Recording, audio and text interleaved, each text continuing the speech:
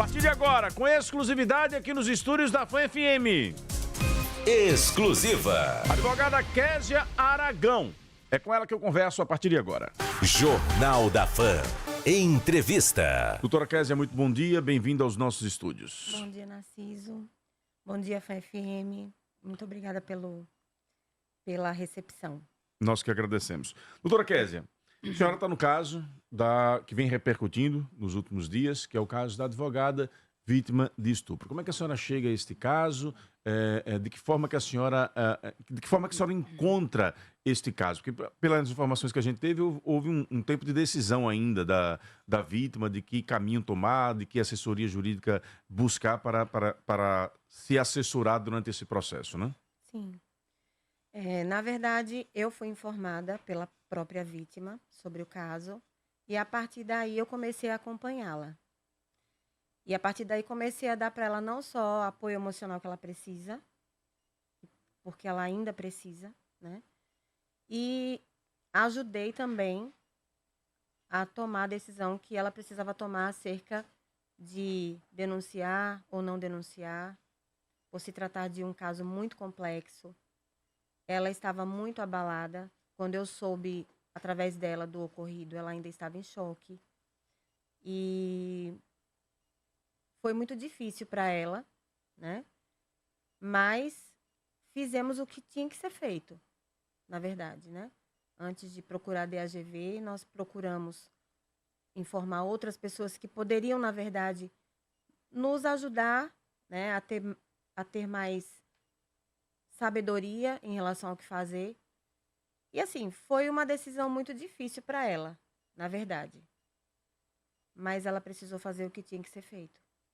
Doutora Késia, a gente sabe que quando a mulher vítima de estupro ela decide fazer uma denúncia e quando os detalhes do caso eles se tornam públicos, a sociedade machista e dentro dessa sua estrutura muitas vezes misógina também, ela acaba fazendo questionamentos, né? Sim. À vítima ao invés de ao crime, né?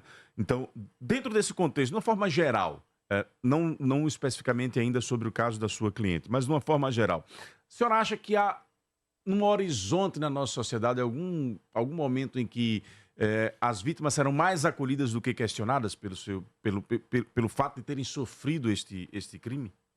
Esta violência? A gente sabe que isso é algo que sempre aconteceu e, infelizmente, estamos vendo isso acontecer no nosso caso. Eu espero, a minha esperança é que isso um dia acabe e que a vítima deixe de ser revitimizada. Porque além de sofrer a dor de ter sido violada, de ter sido a sua liberdade, de ter tido a sua liberdade sexual violada, ela teve também prejuízos emocionais que eu sei que vão ser muito difíceis de serem, como é que eu posso dizer, sanados, né? Então, eu tenho esperança de que a vítima seja realmente vítima e seja acolhida como vítima. Porque o que se faz, na verdade, nesses casos, é tentar fazer com que a vítima seja a culpada do ocorrido. É tentar criminalizar a vítima, descriminalizar o fato, o ocorrido, né? O agressor. Então, a minha esperança é que isso acabe. Porém, a nossa realidade hoje é outra. O que nós vemos é vítima de estupro, geralmente, é julgada, né? É pré-julgada, muitas vezes pela sociedade, né? E revitimizada todos os dias.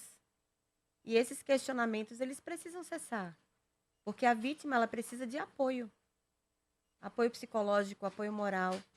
É disso que ela precisa. Ela não precisa de ser mais atacada do que ela já foi. No caso da sua cliente, o que eu mais ouvi de questionamentos foi por que ela subiu? Ou por que ela levou um espaço de tempo para fazer a denúncia e comparecer a um médico para poder fazer exames?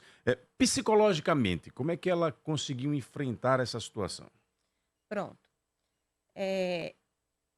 Ela saiu de lá, psicologicamente falando, eu estou falando isso pelo que a própria psicóloga dela conversou comigo, Perfeito. certo? Em choque. Choque pós-traumático. Ela teve um choque pós-traumático. Ela não sabia, na verdade, ela viveu em um mundo paralelo durante alguns dias até procurar a ginecologista dela. Então, a ginecologista dela entrou em contato comigo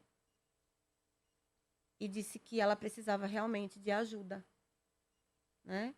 E por que que ela subiu? Porque ela estava com uma pessoa que ela confiava, um colega de trabalho, uma pessoa que fazia parte da rede dela de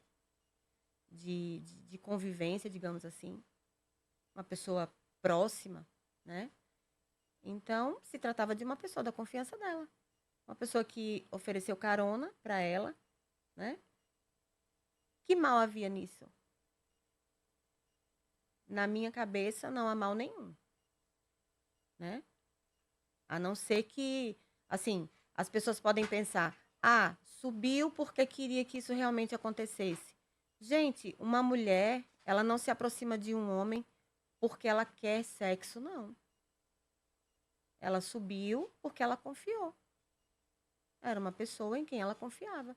E nós sabemos que esses casos acontecem, geralmente, a maioria deles, com pessoas que estão na rede de convivência das É igual o caso de vítimas. violência contra crianças, né? Sim. Sempre acontece com as pessoas mais Justamente. próximas. Violência doméstica é algo que acontece onde? Dentro de casa, com as pessoas da confiança da família, né? O que não é o caso, e eu quero deixar bem claro aqui, não se trata de violência doméstica, não se trata de duas pessoas que tinham um relacionamento afetivo, nada disso. Eram apenas colegas de trabalho e uma pessoa em quem ela confiava. Por isso ela subiu. Quando ela procurou a ginecologista dela, ela ainda tinha marcas da violência que sofreu. Nossa, muitas. Muitas. Muitas marcas. O que é que, dentro desse processo, por que processos como esse ficam em segredo de justiça? Porque, na verdade, se trata de algo assim muito íntimo, muito complexo. E para evitar também a revitimização, né? E se trata de algo realmente que precisa ser apurado com cuidado, né? Se as coisas forem, se os fatos forem levados a público, isso pode atrapalhar, né, a defesa, pode atrapalhar o andamento processual. Então, é necessário que haja esse sigilo, por se tratar realmente de um caso muito complexo. Importante a senhora, enquanto, inclusive, advogada da vítima, colocar isso, porque muitas vezes nós da imprensa somos cobrados, né? Sim. Tem que dizer o nome do autor, porque se não fosse uma pessoa comum já teria dito, é um advogado, está sob proteção. Não é isso, é uma questão de sigilo legal mesmo, Sim. que se nós ultrapassarmos a barreira do legal, quem sofrerá as consequências somos nós, né? Isso. Qual é o relato que a senhora teria a dar sobre uma informação que surge durante esses dias de que a vítima procurou a Comissão de Direito da Mulher da OAB e lá houve, depois disso, um desdobramento que não deveria ter acontecido? O que é que a gente pode esclarecer sobre esse fato? E o que efetivamente aconteceu? A única coisa que eu posso esclarecer é o seguinte. Nós entramos em contato com a vice-presidente da CDDM, ela soube do fato, e nós não sabemos o que aconteceu a partir daí, não sabemos o que ela fez com o fato que levamos a ela, não temos conhecimento disso. E depois disso, eu posso lhe dizer que o único contato que nós tivemos após isso foi da presidente da CDDM. Ela me procurou, mas assim, me procurou dizendo que quem passou, na verdade, meu contato para ela foi o suposto agressor, né? Como dizem, como é chamado. Então, ela perguntou para mim como era que a vítima estava e eu disse que naquele momento ela estava se preparando para ir para a urgência. Foi o único contato que eu tive com ela. A vítima esteve com ela? Não. Não. Em nenhum momento a vítima esteve com ela ou com a vice-presidente. Nós conversamos com a vice-presidente por telefone quando estávamos saindo da Nossa Senhora de Lourdes. E quem é, para ficar claro, porque surgiu essa história, inclusive isso foi questionado na coletiva da última sexta-feira ao presidente Daniel Costa. Quem é a advogada que teria tido contato com a vítima e que depois ela se coloca dentro do caso? A presidente da CDDM. A presidente. Mas ela então não teve contato com a vítima? Não ouviu o relato da vítima, de tudo que teria acontecido? A vítima não teria procurado para pedir apoio? Não. Nós conversamos com a vice-presidente da CDDM. E depois disso, não fomos procuradas. Nem a vítima não foi procurada. Que a versão que surgiu na semana passada é que a vítima teria conversado com a presidente e a presidente da comissão, após ouvir os relatos dela, teria não comunicado a Daniel. Daniel disse isso na coletiva, que não recebeu o comunicado oficial da comissão. E logo em seguida ela se... Como é que se dá essa palavra técnica, né? De você entrar no processo. Se habilitou. Se habilitou ela se habilita no processo. Isso, mas na verdade ela não teve contato com a vítima.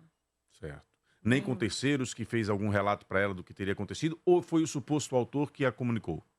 Eu não sei informar se foi o suposto autor que a comunicou. Eu não posso informar isso porque eu não tenho realmente conhecimento disso. Certo. O que eu posso supor é que a vice-presidente tenha comunicado a ela. É o que eu posso supor, não é uma certeza.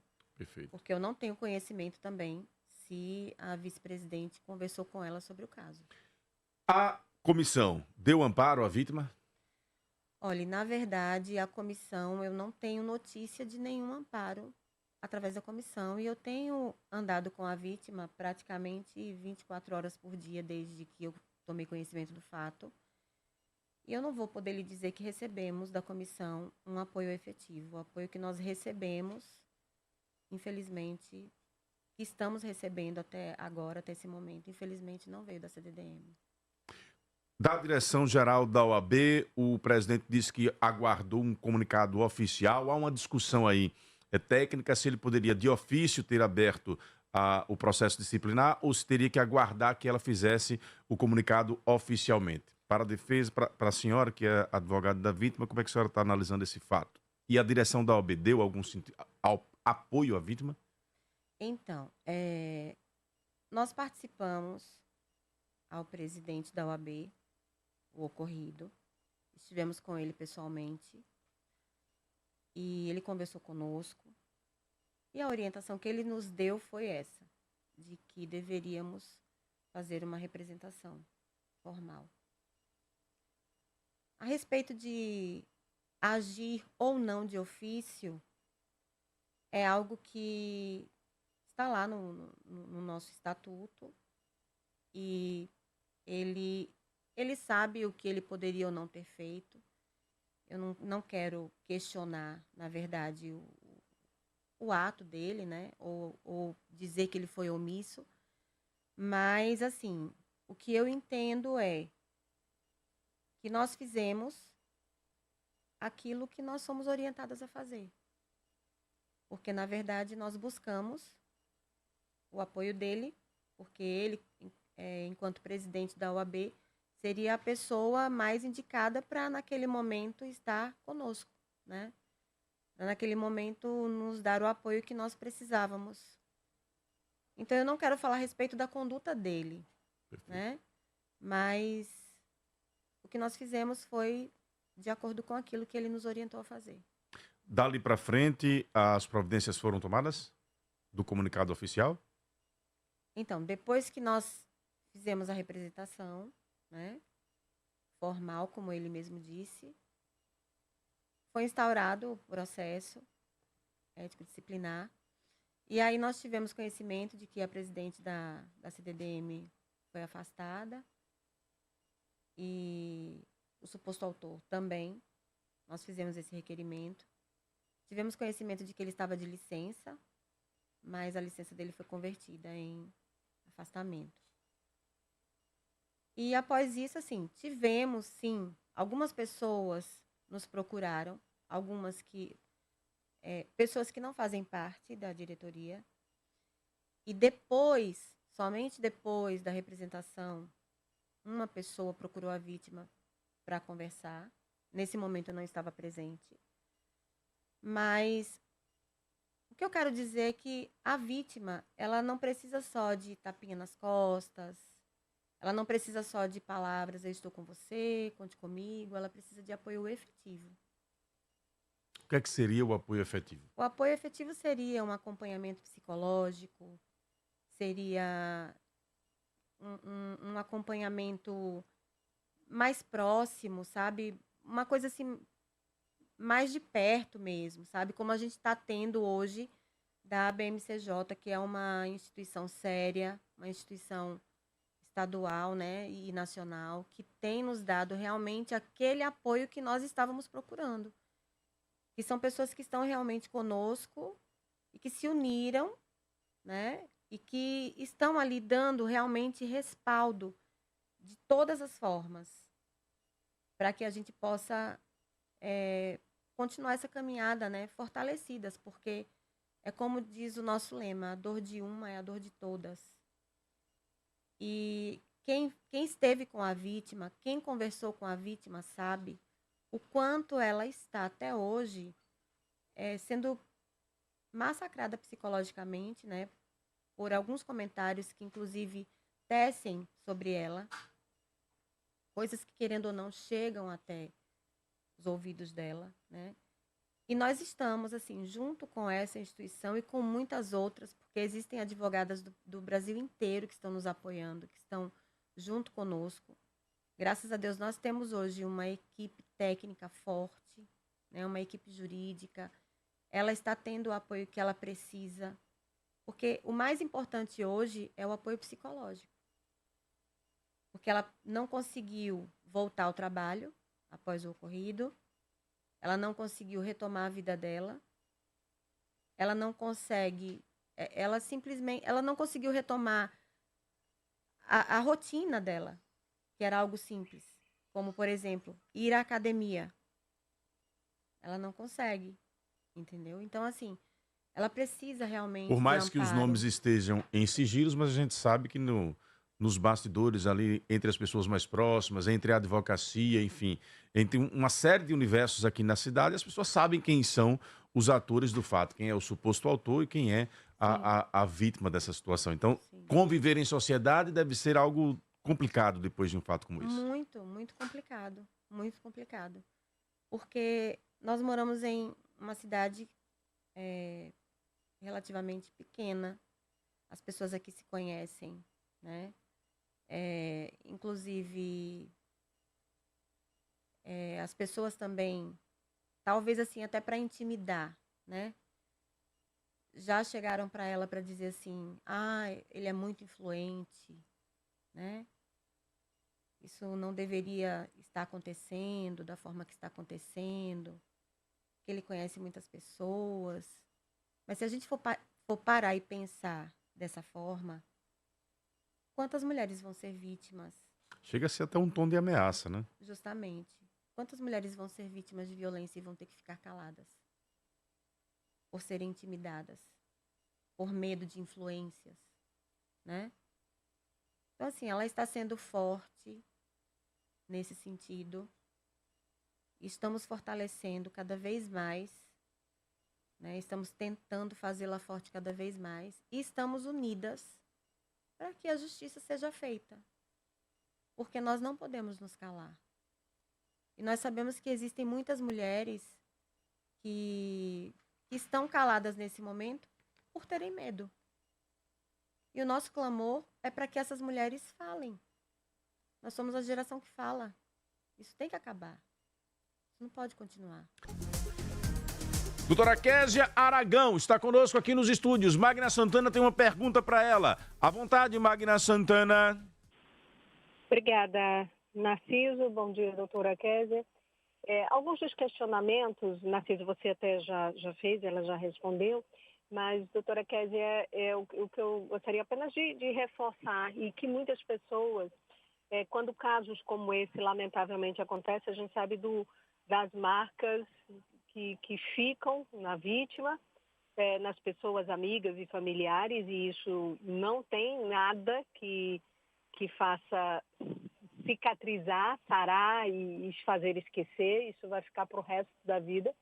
E aí eu lhe pergunto o que as outras pessoas, muitas vezes como leigos, assim, o que é que a gente pode esperar disso?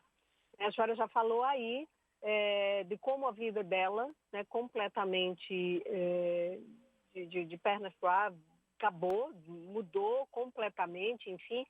Mas o que é que tanto a senhora como a advogada, de forma muito técnica, pode esperar deste caso? Qual seria a melhor, vamos dizer, que punição, o que diz a legislação, mas o que a senhora, como advogada, não só como mulher, como advogada da vítima, espera deste caso?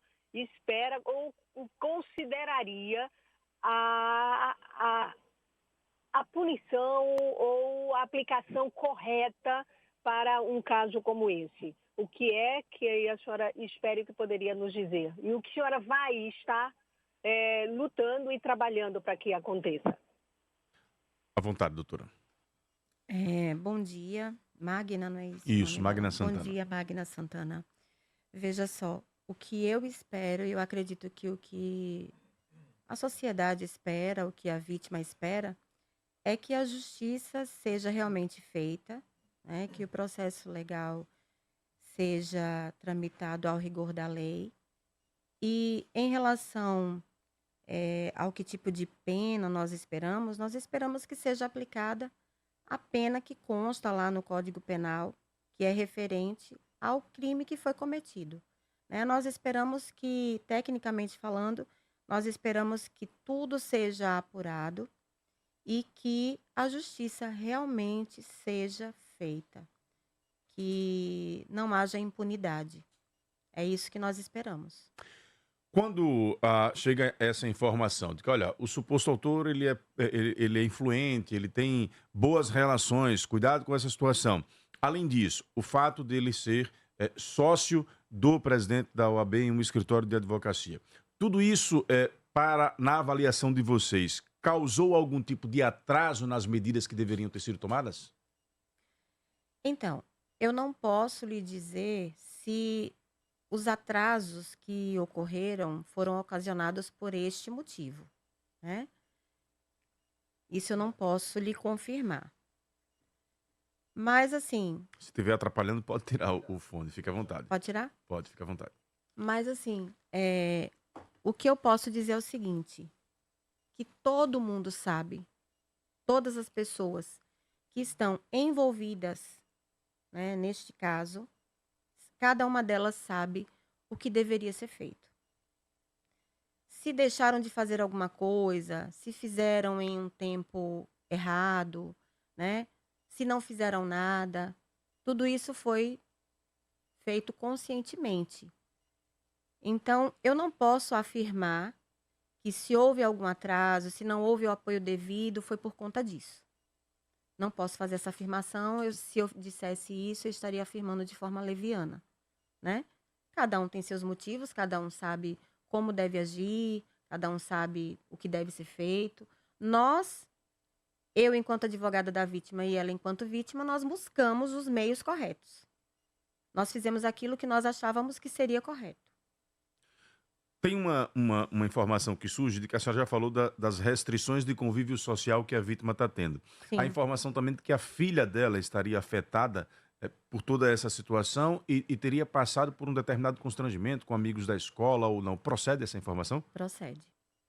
Procede porque, assim, existem aquelas pessoas que apoiam, que falam a verdade, mas existe também aquele outro lado, né? O lado que tenta a todo momento criminalizar a vítima, né? E esse fato foi levado até a escola, onde a filha dela estuda, e as coleguinhas dela falaram com ela sobre isso, né? Sobre o que estava acontecendo e tudo mais. E isso realmente a deixou muito constrangida. O pai dela tomou conhecimento através dela. E em contato com ele, ele me disse que ela estava muito abalada psicologicamente. Ela também vai precisar de acompanhamento psicológico por conta disso. Então, assim, eu acredito que foi muito cruel o que fizeram com ela, sabe? Muito cruel mesmo. As coisas estão, às vezes, sendo levadas a público de uma forma distorcida.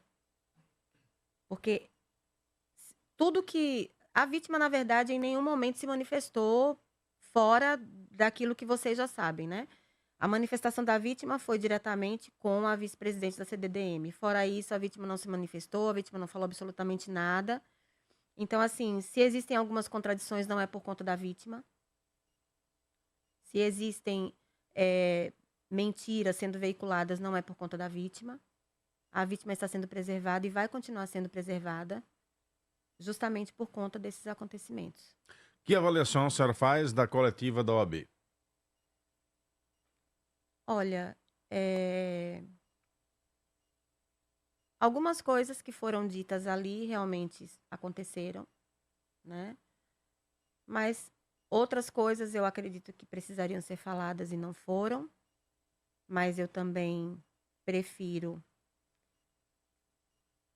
não mencionar. Mas eu acredito que a instituição em si, ela deve, nesse momento, fazer aquilo que diz que está fazendo. Realmente agir de acordo com o que disseram que estavam fazendo. O que nós esperamos da OAB, né, enquanto instituição, é que ela realmente efetive o apoio que afirmou estar dando à vítima naquela coletiva. Então, a minha avaliação, na verdade, eu não tenho nem palavras para dizer, mas assim, é difícil dizer, né? É difícil dizer porque o que nós queríamos realmente é que não se tratasse somente de um discurso, mas de efetividade, entende? Então, assim, eu avalio de uma forma um tanto quanto triste, digamos assim, porque nós esperávamos algo mais. Eu não posso dizer para você que nós ficamos felizes com aquilo que nós esperávamos. A nossa expectativa foi muito grande. E, na verdade, nós não conseguimos alcançar a expectativa que nós tivemos em relação ao apoio que nós gostaríamos de ter tido, principalmente da CDDM, né, que foi a primeira comissão a saber do que estava acontecendo, sabe? Então, assim, essa questão de que nós estamos dando todo o apoio, de que nós estamos fazendo o possível para, sabe, para deixar a vítima mais confortável, para tomar as providências devidas. O que nós queremos realmente é que a OAB esteja realmente conosco nesse momento, fazendo isso que foi dito lá na coletiva. Olha, uma informação de utilidade pública. Recebi já tem mais ou menos uns 20 minutos. O José lá do Porto Dantas pode nos informar se permanece. Uma colisão acabou gerando um engarrafamento ali nas proximidades do Parque dos Cajueiros. A produção pode apurar aí também se a situação permanece. Uma colisão nas proximidades do Parque dos Cajueiros está deixando o trânsito lento. Não sei se ainda continua. A produção pode vir aí averiguar esta situação. Uma pergunta aqui com relação a esta situação. Pergunte à advogada se a OAB demorou muito para divulgar uma nota. É o Leônio que está perguntando. E o Newton Coelho quer saber se vocês já tomaram conhecimento se o autor é reincidente, se há registro de outras queixas contra ele. Então, na verdade... a primeira pergunta é se a OAB demorou a publicar a nota, não é isso? Isso. Olha, eu acredito que para a OAB, eu vou falar agora como advogada representada pela OAB, eu acredito que para a OAB foi um caso assim, muito difícil de ser recebido, né? Foi e está sendo um caso muito difícil, certo? Por todos os fatores que nós já sabemos. Então, eu acredito que eles talvez tenham tido a cautela que nós estamos tendo de noticiar isso, né? De noticiar o ocorrido. Mas eu não posso dizer se eles demoraram, se não demoraram. Na verdade, nós esperávamos uma nota de repúdio e eles colocaram lá uma nota pública, né? Eles fizeram essa publicação. E para nós é irrelevante se eles demoraram a publicar essa nota ou não, sabe?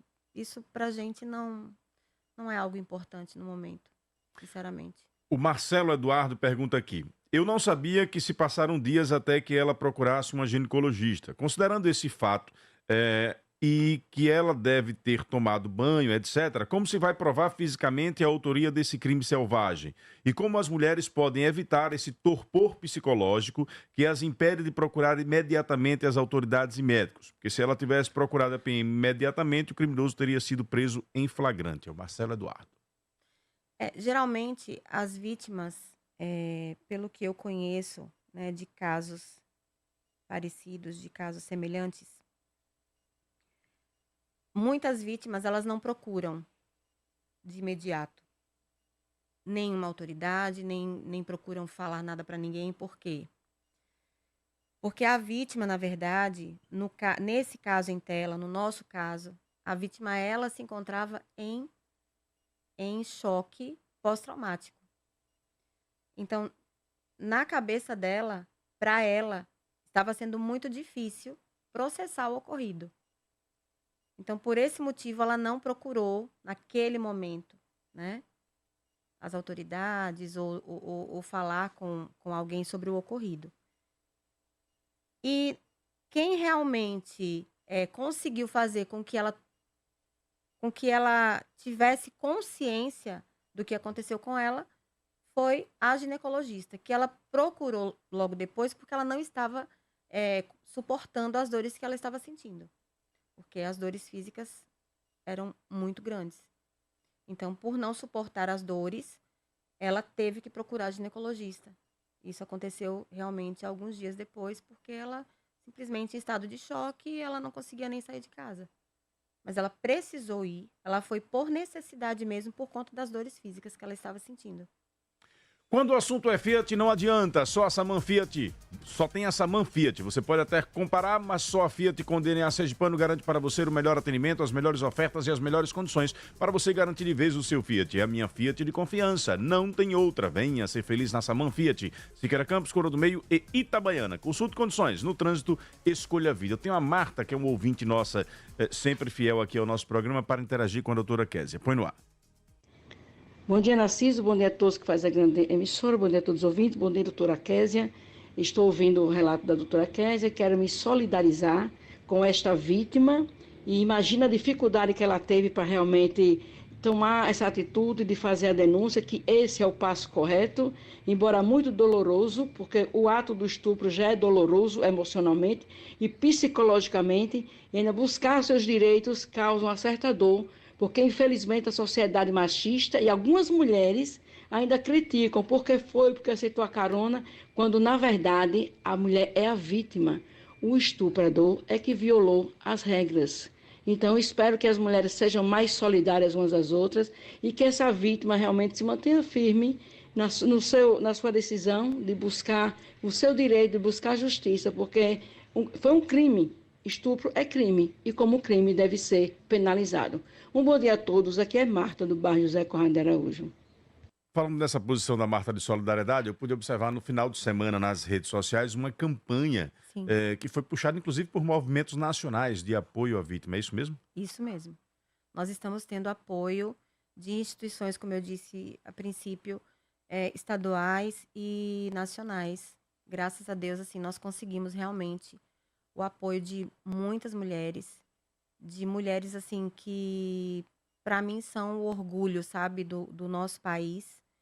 E só corroborando com o que a Marta falou, realmente é muito difícil para a vítima, né, passar por tudo que ela está passando e ainda ser pré-julgada, né, na sociedade, realmente é muito difícil. Então, esse apoio que nós estamos recebendo, esse apoio que já foi, inclusive, exposto aí nas redes sociais, é algo que está sendo muito importante para a vítima e que realmente tem fortalecido, né, tanto a vítima quanto a defesa da vítima.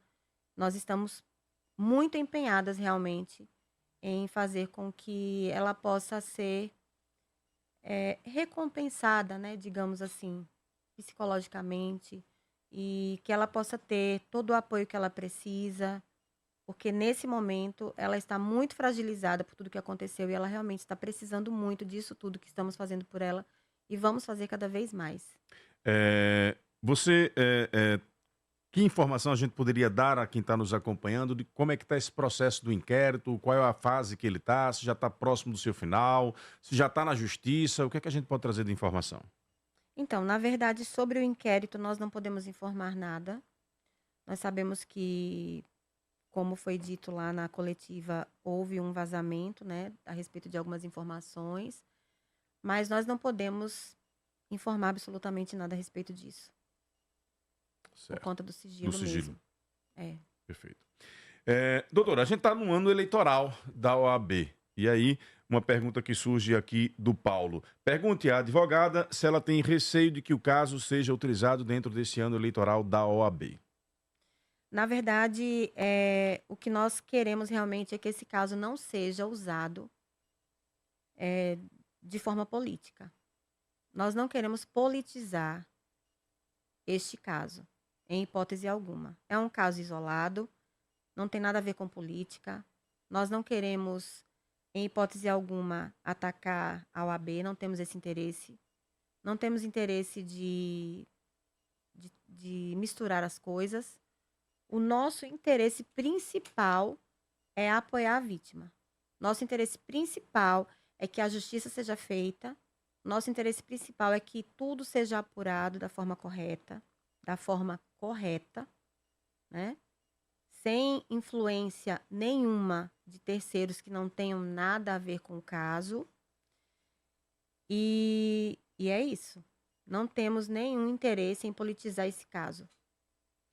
O apelo que a senhora faria, então, para este caso seria esse, de que o inquérito e que depois o processo, para que as pessoas entendam, né? Mesmo sem a senhora poder falar, há um inquérito que está se desenrolando, posterior a isso tem um posicionamento que será encaminhado para o Ministério Público, pós-Ministério Público, a abertura ou não de um processo judicial. Seria isso. E o que a senhora quer é que todo esse caminhar deste fato se desenrole sem interferências. Isso. É isso que nós queremos.